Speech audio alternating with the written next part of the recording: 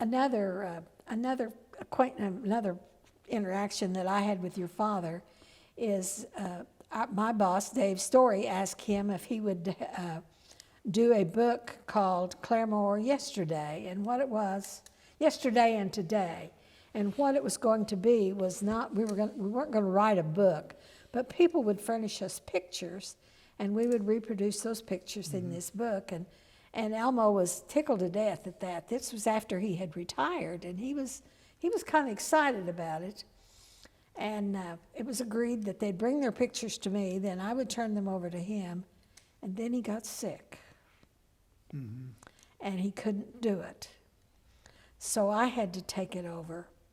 And it was a big task for me because I was trying to work too, and finally I had to just start staying at home and doing that. But I'd have a pile of pictures here and a pile of pictures here. This picture would say, take to Elmo. This picture would say, we're ready to take to the publisher. So then I'd gather all them up, and then I'd take them over to their house. By that time, they had moved off the highway and back into the conclave, or whatever you want to call it, compound, conclave. And I would take them back in there, and I think he loved that. I think he loved that. You know, he liked Claremore for, you know, for what it was to him as a child, because he grew up here too, pretty much.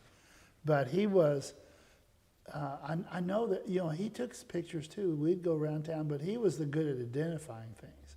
He knew. That's right. He knew houses in Claremore that nobody else would know who they belonged to. He could tell you who built them and who lived in them, and he had all that in his head. But I know that was a big project for him, and he really, really did like